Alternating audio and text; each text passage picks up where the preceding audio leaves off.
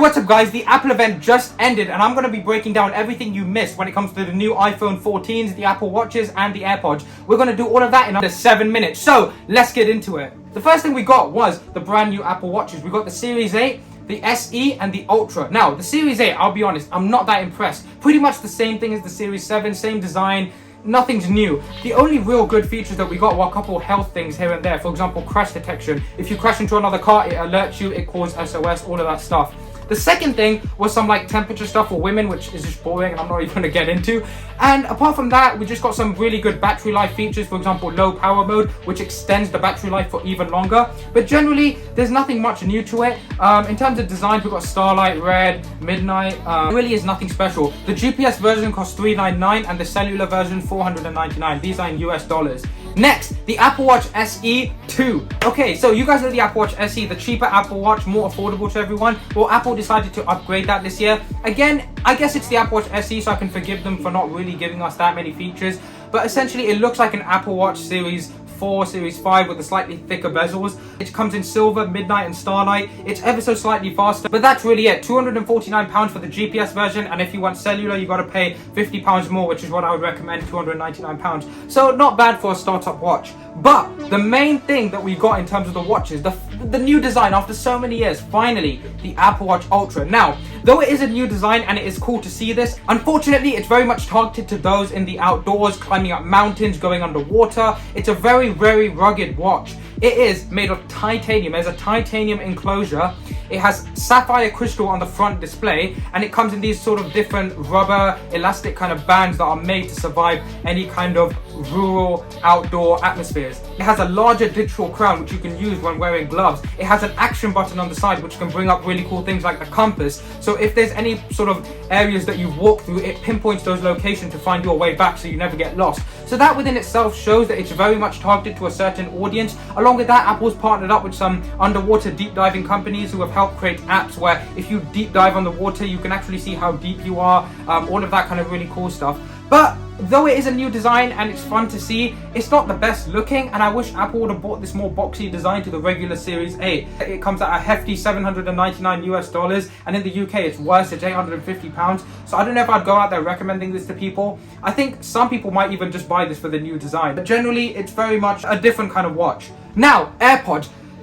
I'm not gonna lie, again, disappointment. Very much the same as the AirPods Pro that I have, the AirPods Pro everyone knows about. Same design, just that we have an elastic loop sort of thing on the side of the case, a couple speakers on the bottom of the case, and some better spatial audio. Apart from that, that's really it. It's just ever so slightly better sound quality. Now, the things that everyone is waiting for, the iPhone 14 and 14 Pro.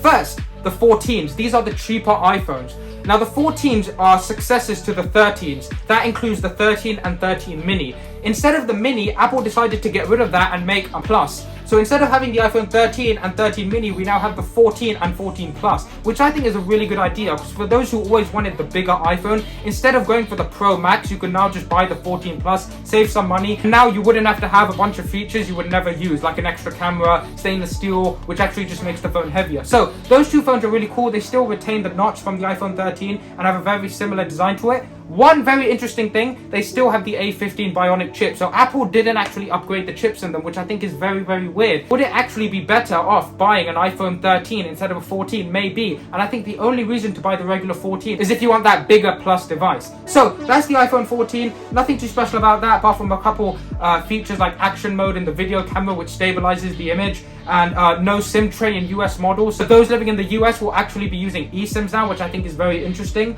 And also this brand new feature, which is emergency SOS, which means if you're lost somewhere and you don't have any signal, you can put your phone to a satellite and it will pick up some form of signal and get you to an emergency contact or something like that. But that's basically it. And that comes at $799 for the regular iPhone 14 and $899 for the Plus. Now, the phones that I have been waiting for, the iPhone 14 Pro and iPhone 14 Pro Max. These iPhones are very cool because finally we have some form of design change, and that is no notch. We now have this very funny shaped pill on the phone. I guess this is some way of Apple hiding the fact that they haven't advanced to other technologies like Samsung hiding the camera under the display and that kind of stuff.